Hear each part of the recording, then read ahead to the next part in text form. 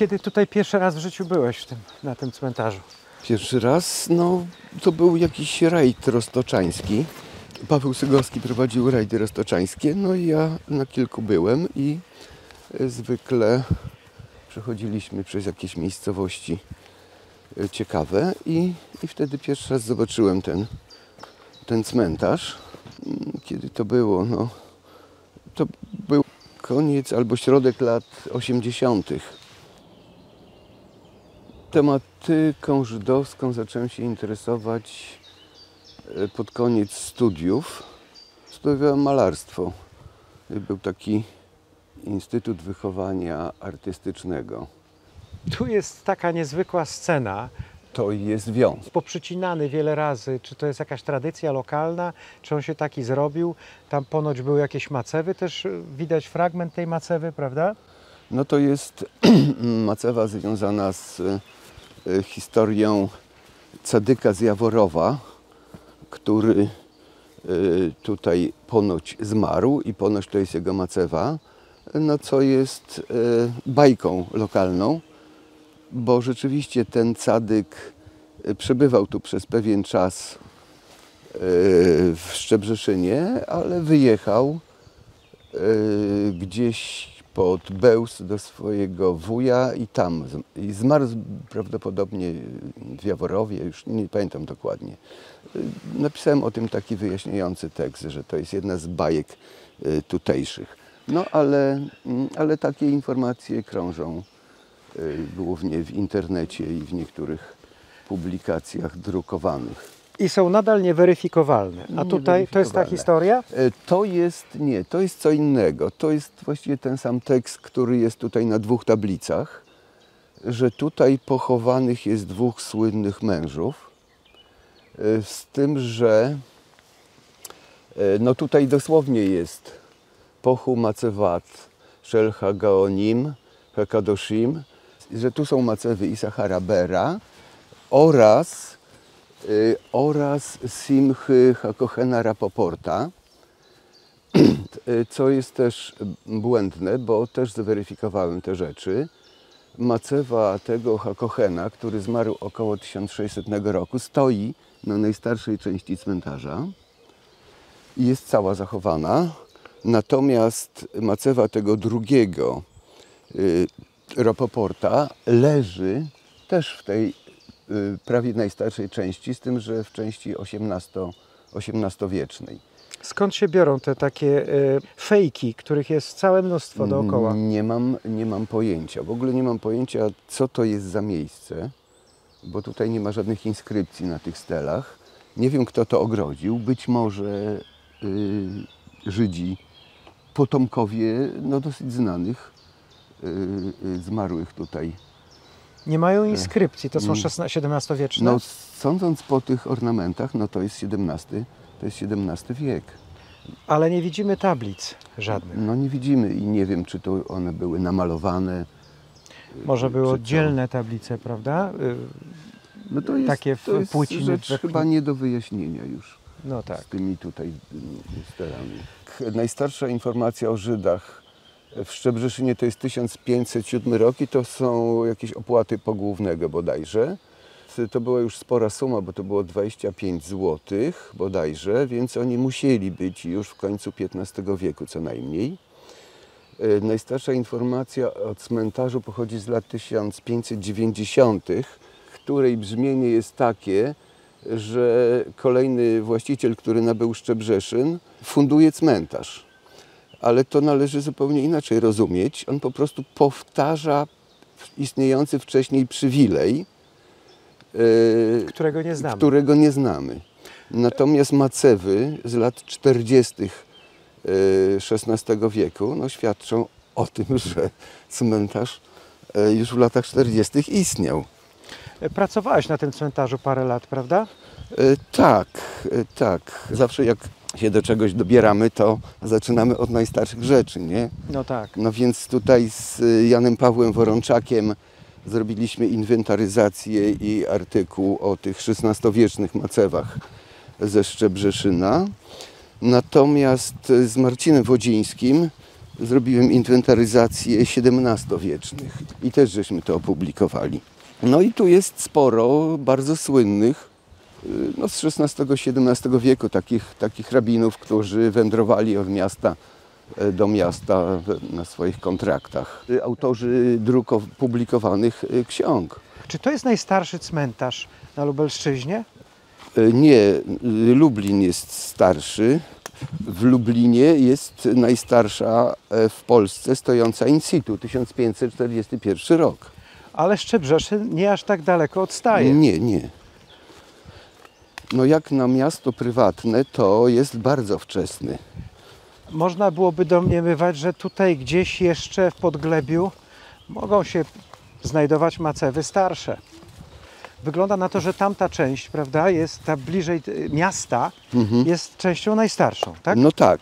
I on się rozrastał najpierw w tamtą stronę, wzdłuż miasta, a później kolejne działki zakupywano, no i dotrwał tak do okresu międzywojennego. To jest dosyć mało cmentarzy w Polsce, które funkcjonowały od początku założenia gminy do zagłady. No w Lesku też taki jest cmentarz właśnie, który od co najmniej XVI wieku do zagłady funkcjonował. Tu jest, jak mówisz, 3000 macew, tak? No około tak, bo nikt tego nie liczył w sumie. No ale jak robiłeś dokumentację, czy powstał jakiś plan lokalizacji tych macew? Robiliśmy tylko segmentowe takie plany. Czyli tej części XVI-wiecznej i tutaj tej XVII-XVIII. Czyli idziemy teraz do najstarszej części cmentarza, która jest XVI-XVII wieczna, tak? Tak. Ale zobacz, XVI wiek, ta gmina pewnie nie była zbyt liczna, a jednak musiała mieć rzemieślników, którzy potrafili coś takiego stworzyć. Przecież to nie jest rękodzieło, to jest coś więcej.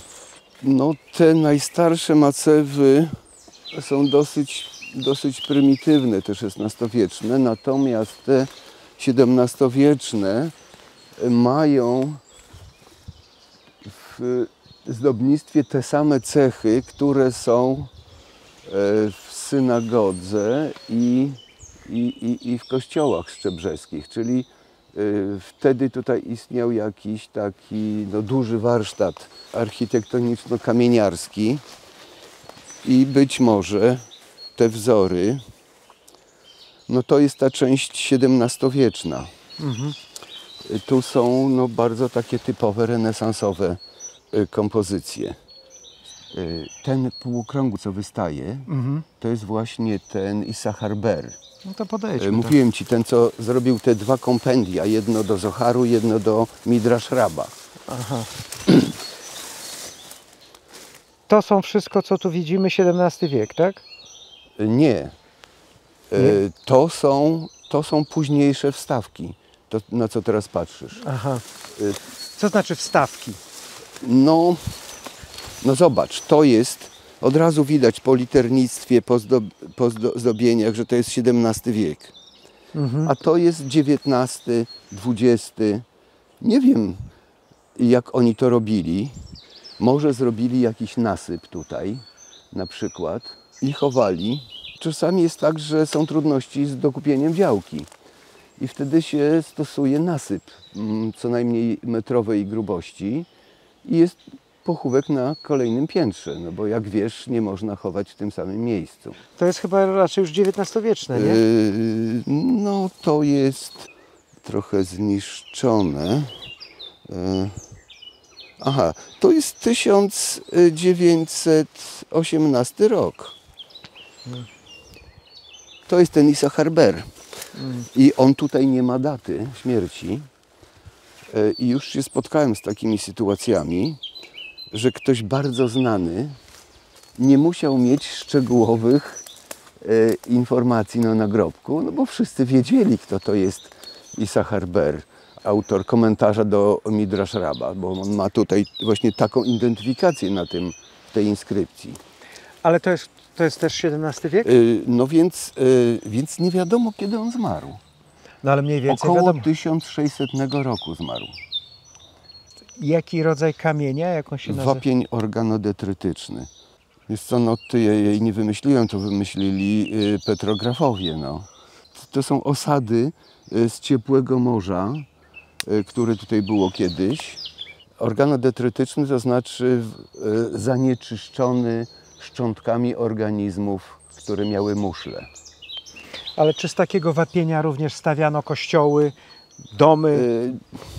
Był używany, ale on w warunkach wnętrza, czyli wewnątrz kościoła, wewnątrz budynku, on lepiej się zachowuje.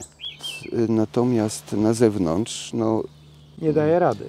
no w tym sensie daje, że te inskrypcje XVI-wieczne są nadal czytelne.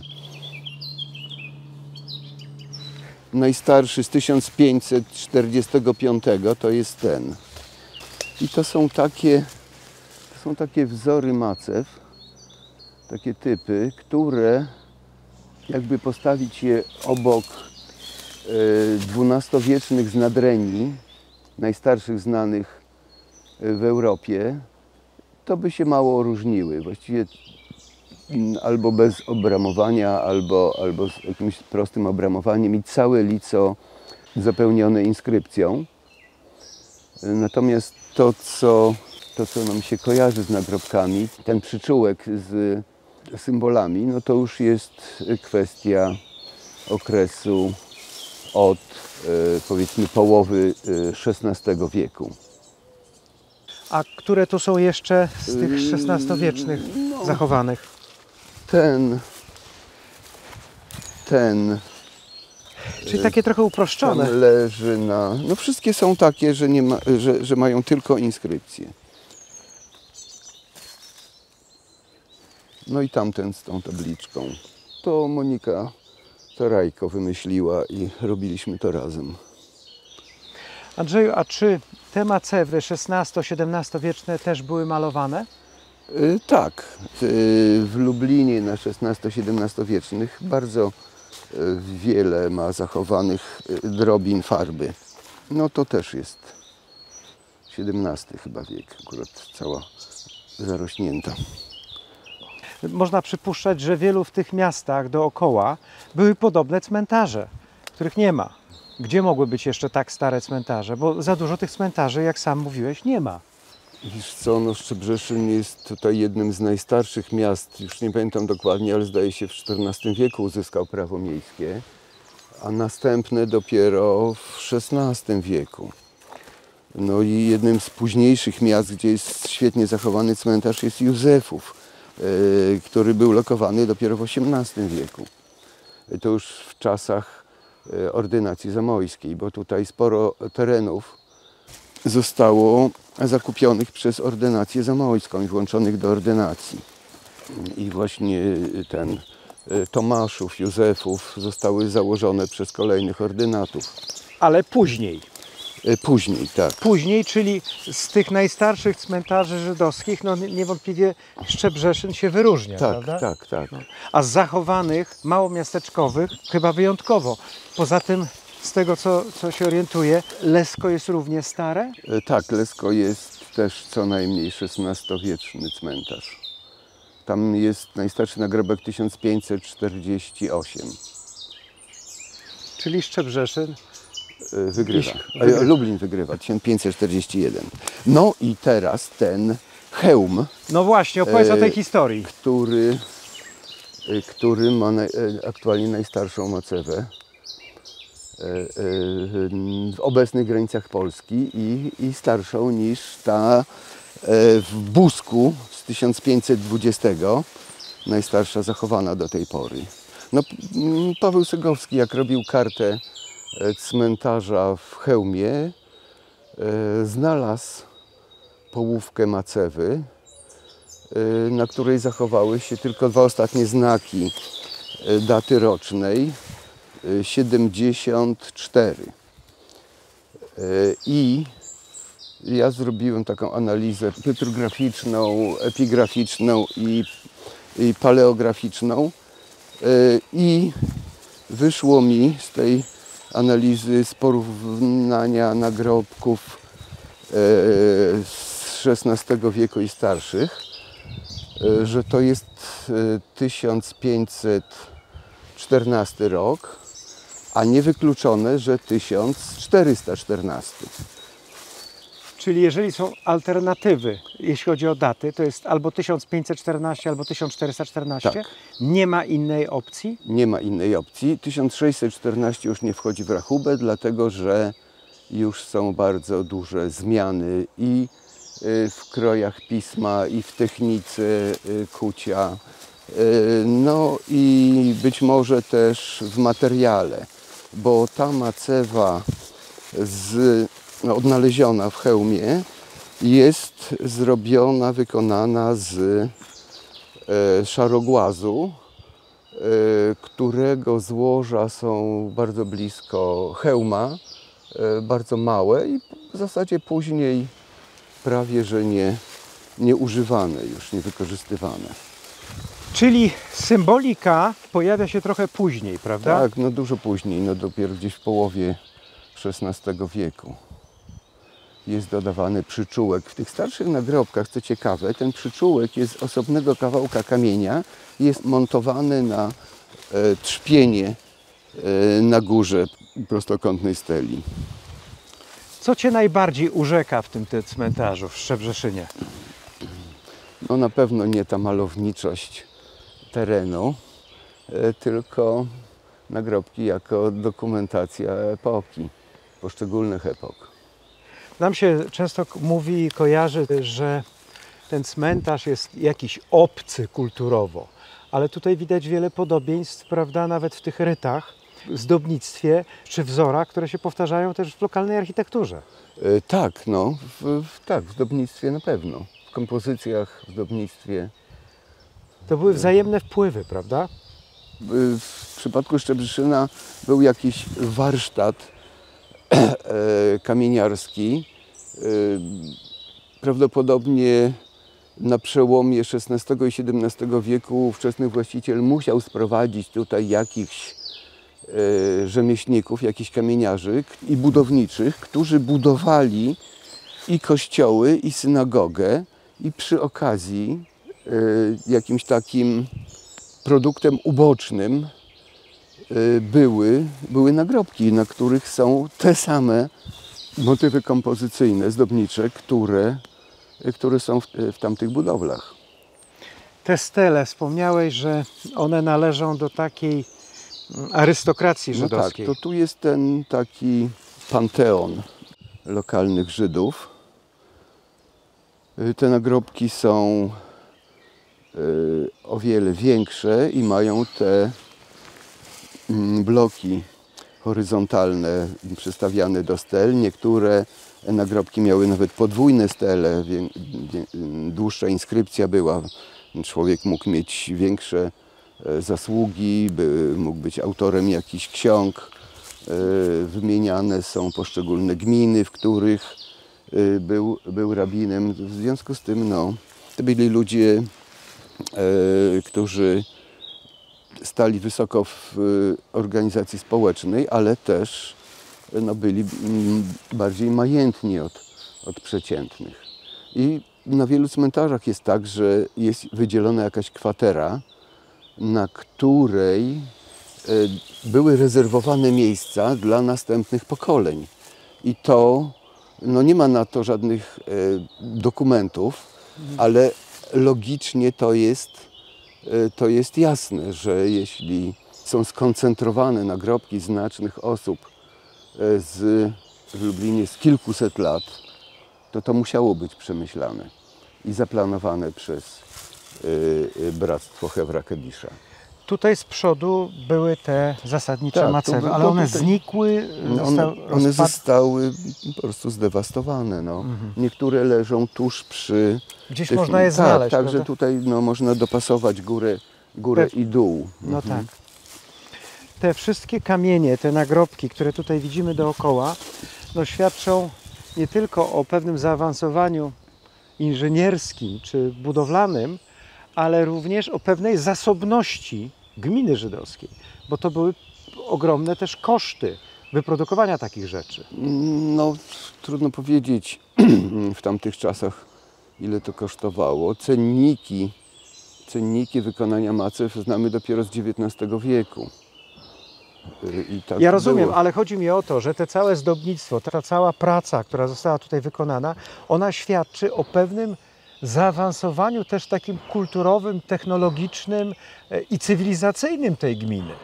Bo to nie robiły sobie jakieś bardzo biedne społeczności, które miały, wiesz, ledwo wiązały koniec z końcem. Sytuacja tej gminy gospodarcza nie mogła być zła, skoro zbudowała też taką synagogę, prawda? No, na pewno, na pewno. Z czego żyli Żydzi z Szczebrzeszyna? Nie no, z tego co wszędzie, czyli z dzierżaw, z rzemiosła i z handlu głównie.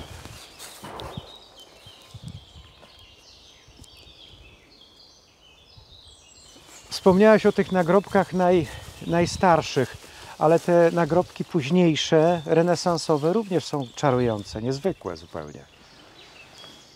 No tak.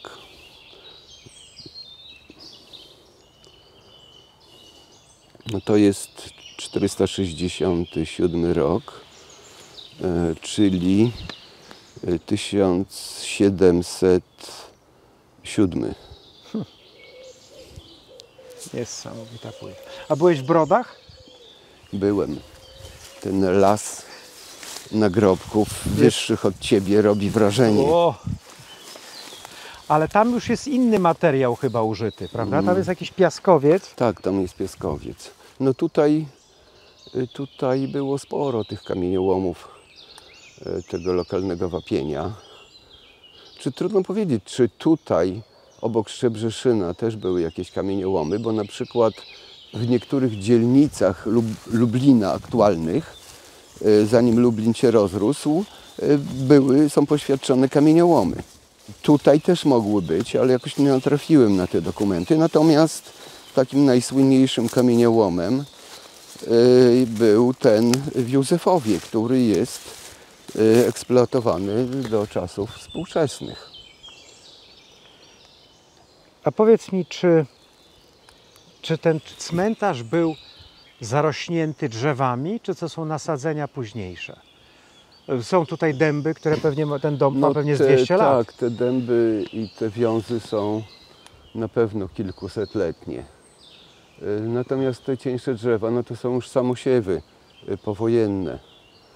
Nie, no wiele cmentarzy było zarośniętych drzewami z samosiejek, no bo te starsze kwatery już nie były odwiedzane przez powiedzmy potomków, tylko były pozostawione przyrodzie i tak miały dotrwać do przyjścia Mesjasza. Przepisy, które też regulowały, że tych drzew i krzewów się nie usuwano. Nie Poza tym rusza się. cmentarze kiedyś traktowano jako takie miejsca spacerów też. Czytałem takie rzeczy, że cmentarz służył jako ogród do spacerów, do wytchnień. Może w czasach starożytnych. Ale to wątpię raczej. Natomiast wielokrotnie powtarza się a propos zadrzewienia informacja o wycinaniu drzew podczas II wojny światowej na opał z cmentarzy żydowskich. Co świadczy, że one jednak były porośnięte drzewami. No, paleniu drewnianych macew też są w tej historii. No tak, drewniane macewy to raczej wykorzystali Rosjanie w XIX wieku na opał.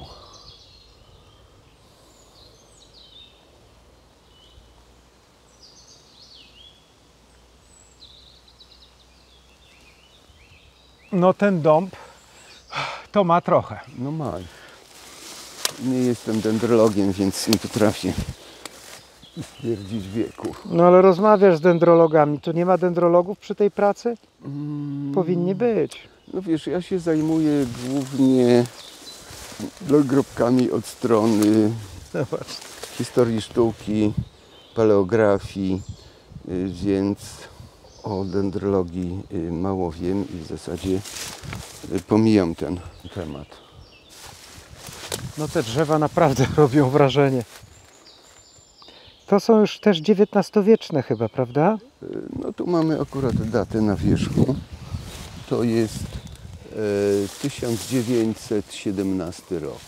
No ale zobacz, ten ryt, ta płaskorzeźba jednak nawiązuje do pewnej tradycji, prawda, lokalnej, No tak, która no była tak. jakby obecna. A czy ty spotkałeś tutaj jakąś taką niezwykłą symbolikę, rzadką symbolikę? Tu raczej nie. Bo ona wygląda tutaj dosyć konserwatywnie, to znaczy... No tak. No na niektórych cmentarzach jest dosyć duża inwencja. Nawet powiedzmy taka twórcza. Z odrobiną szaleństwa. Kamieniarzy. Natomiast na innych cmentarzach mamy jakiś taki wąski zestaw powtarzających się motywów. Dosyć szeroki zakres symboliki znamy z cmentarzy Podlasia i tej zachodniej części obecnej Białorusi, ale tam się nic nie zachowało. Znamy to na podstawie książki rabina Artura Lewiego oraz z jakichś pojedynczych fotografii, które robiło wówczas wojsko. Ten Lewi był rabinem polowym w wojsku niemieckim i no, przekazał no, niesamowite dla nas informacje i zestaw fotografii. Poza tym on pisał bardzo dużo o tej kolorystyce, malowaniu. No tak, dla niego to było zaskoczenie, jak zobaczył takie kolorowe cmentarze. No tu mamy przykład, ten tutaj z tą inskrypcją z tyłu, tak. Z okresu, kiedy zaczęły wchodzić nazwiska urzędowe do obiegu. Jak wiemy, pod koniec XVIII wieku, już po rozbiorach, przyszły nakazy administracji cywilnej, żeby Żydzi sobie przyjęli stałe nazwiska. I bardzo rzadko nazwiska były umieszczane w inskrypcjach nagrobnych i w niektórych przypadkach osobno z tyłu macewy, tak jak tutaj widzimy. Podobne przykłady są w Józefowie. Natomiast w okresie międzywojennym dopiero w tych małych miasteczkach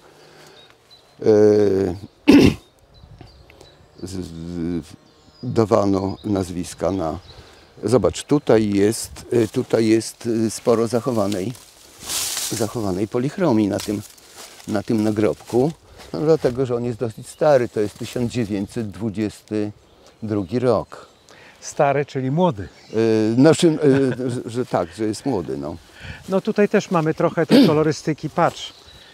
Całkiem sporo nawet, prawda? No i to jest 1922 rok i nie ma nazwiska. Jest takie powiedzenie, że Żyd zostawia nazwisko przed bramą cmentarza. Bardzo piękne zresztą. No tak, tu też jest kilka tych z lat 20., gdzie te polichromie się zachowały jeszcze całkiem w dobrym stanie. Tak. Jestem ciekaw, jak oni to często malowali, odświeżali, bo czytałem, że czasami nawet co rok w rok przychodziły jakieś, wiesz... No ale tutaj widzimy jedną tylko warstwę. Jesteś pewien, że to jest tylko jedna No, warstwa? A może dlatego, że tego nie robiono co roku? Nie, no dobrze zrobiony nagrobek, dobrze pomalowany, dobrze z tym, z gruntem, z porządnym gruntem, z dobrze wykonaną polichromią mógł wytrzymać kilkadziesiąt lat bez odnawiania.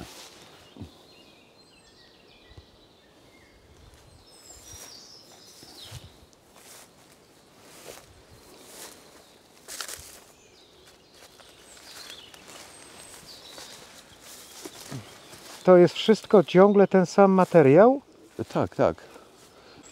One są dwudziestowieczne, tamte są XVI-wieczne, ten sam materiał, ale po tych kilkuset latach on trochę jednak puścił pod wpływem czynników atmosferycznych.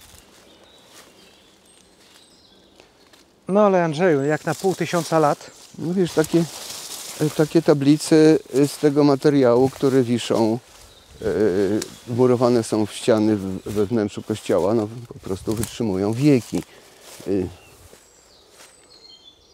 Słuchaj, a jeszcze jedna rzecz, taka konkluzja, bo na tym cmentarzu oczywiście leżą rabini, wybitni mędrcy, znawcy pisma i tak dalej, ale leżą też zwykli ludzie, prawda? Absolutnie zwykli ludzie, mieszkańcy, kupcy, nie wiem.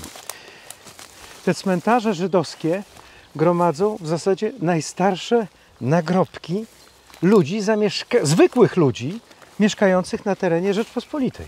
No tak. Bo nie ma nagrobków ludzi, zwykłych chrześcijan, nawet kupców do naszych czasów. Czyli te nagrobki żydowskie są najstarszym przejawem No to prawda, bo sztuki. Zwykli ludzie, chrześcijanie, byli zakopywani na cmentarzu przykościelnym i prawdę mówiąc to nie mieli żadnych oznaczeń nagrobnych. Krzyżyk drewniany może i był.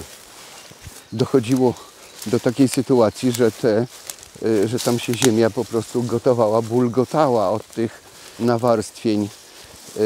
No i w związku z tym pod koniec XVIII wieku był ten nakaz likwidacji cmentarzy w obrębie miast i zakładania cmentarzy pozamiejskich i dopiero gdzieś od około 1800 roku mamy poświadczone kamienne nagrobki mieszczan, czy no na wsi to nawet do tej pory. Niektórzy stawiają tylko drewniane krzyże, które butwieją.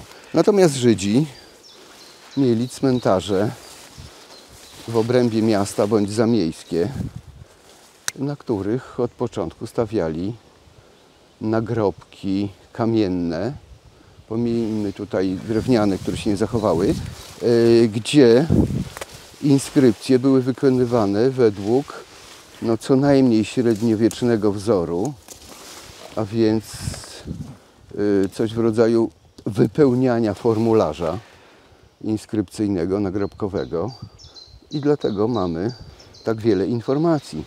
A więc i personalia, i daty śmierci, i funkcje kachalne, jeśli ktoś był jeszcze autorem. A czasami kawałek biografii, prawda? No, coś w rodzaju takiej metryki późniejszego USC. To jest kwatera kobiet, tak? Tak. Bo zazwyczaj te kwatery na tych młodszych cmentarzach to raczej się dzieliło rzędami. Były rzędy mężczyzn, rzędy kobiet, a tutaj jest jakby cały segment kobiecy, tak? Tak, akurat tak, ale w tej starszej części mamy też rzędowe pochówki, czy też powiedzmy jakieś takie gniazda małe. Ten zwyczaj mechicy, czyli tego oddzielania płci, był traktowany bardzo różnie. Zwykle albo takimi gniazdami, albo właśnie rzędami. Natomiast no tutaj ta XIX i XX-wieczna kwatera kobieca to jest coś szczególnego zupełnie. Ma swój wielki urok. I tutaj tej trochę kolorystyki się zachowało. Ale to jest XIX-wieczny i XX-wieczny, prawda? To akurat jest 1892 rok. Nauczyłeś się tak obliczać szybko? No, jakoś sobie radzę jeszcze. Wiesz, dodanie w pamięci daty z nagrobka do liczby 1240 nie stwarza ci jeszcze sobie radzę. No tak, tutaj już mamy świece.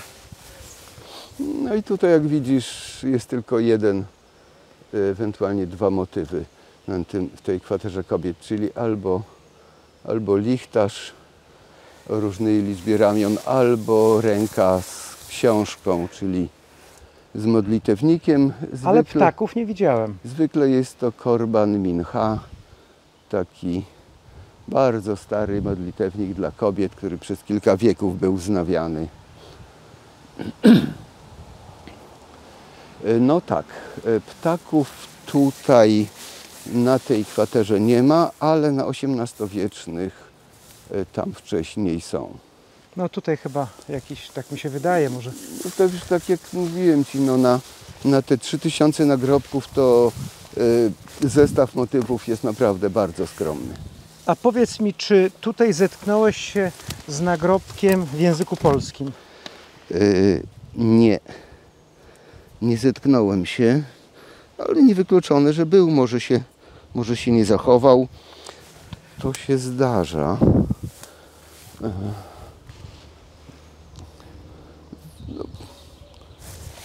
Jeśli ktoś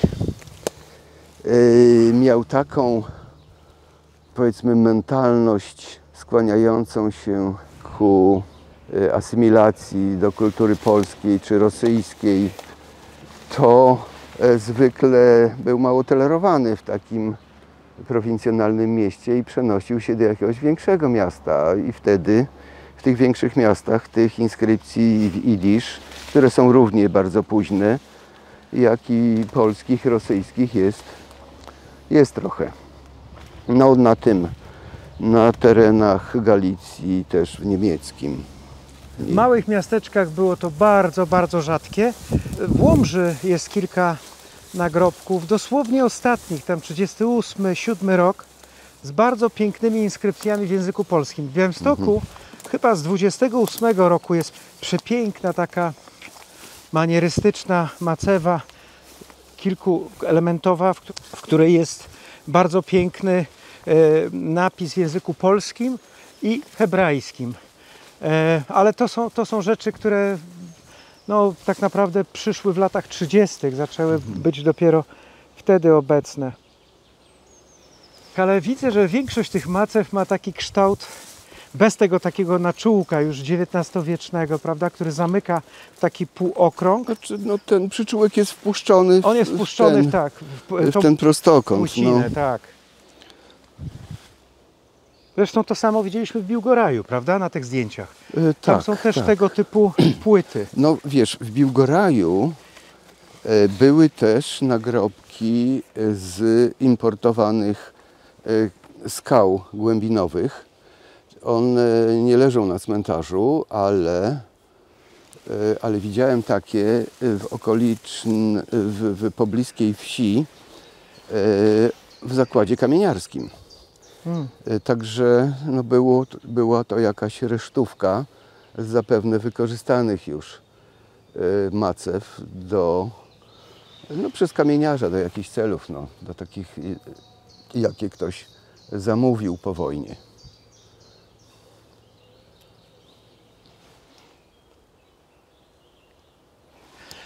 Co jeszcze jest magicznego w tym miejscu? Ty mówisz, że nie chcesz mówić o zieleni, ale ona jest też tutaj niesłychana. Tak, na pierwsze wejście, na wygląd, to on jest naprawdę fascynujący, tak krajobrazowo. Ja się, jakby to powiedzieć, zacząłem mieć kontakt z cmentarzami na bazie zdjęć Moniki Krajewskiej. No, ona robi takie urokliwe zdjęcia dokumentacyjno-krajobrazowe. Ale bardzo szybko się wyleczyłem z tego i przeszedłem na taką dokumentację macew jako zabytków. Czyli patrzysz na nie bardzo chłodnym okiem. Tak, chłodnym okiem badacza. A to jest chyba już powojenne. No to jest pomnik wystawiony w 1991 roku przy masowych grobach. Tutaj Niemcy zamordowali około 3000 Żydów bodajże. Nie wiem, czy to jakaś konkretna informacja. Nie ma tutaj konkretnej informacji w tej inskrypcji.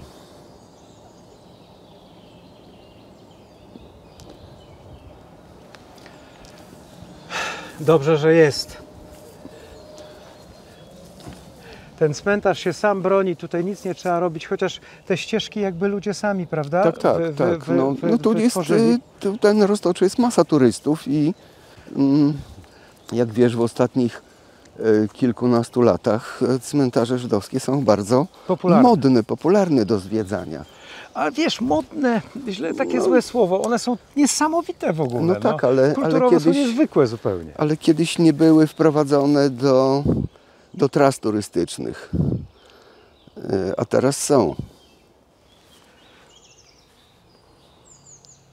Wiesz, legenda jest jakby lepsza do przyjęcia niż prawda historyczna. No wiesz, to tak jak fake się lepiej sprzedaje niż coś, co jest autentyczne, prawdziwe. To na czym polega ta legenda? O 3 zafałszowaniach, czyli Cadyk z Jaworowa, i Sachar Ber i ten Rapoport, którzy nie leżą w tym miejscu. No tak, no inskrypcja tutaj ta hebrajska zaczyna się. Tu są macewy Gaonów i wymienionych jest tych 2, którzy leżą w drugim końcu cmentarza. I zachowały się ich nagrobki. No i tak samo ten Cadyk z Jaworowa też wcale nie zmarł tutaj, tylko gdzieś pod Brodami. Ale zgodzimy się, że jest na tym cmentarzu. Tak jest napisane w internecie. Tak orzecze internet. Tak orzecze internet. A tutaj o te kamyki to są jakieś takie ściągnięte z miasta w ostatnich latach. Pewnie używane były jako schody do mieszkań, podmurówki.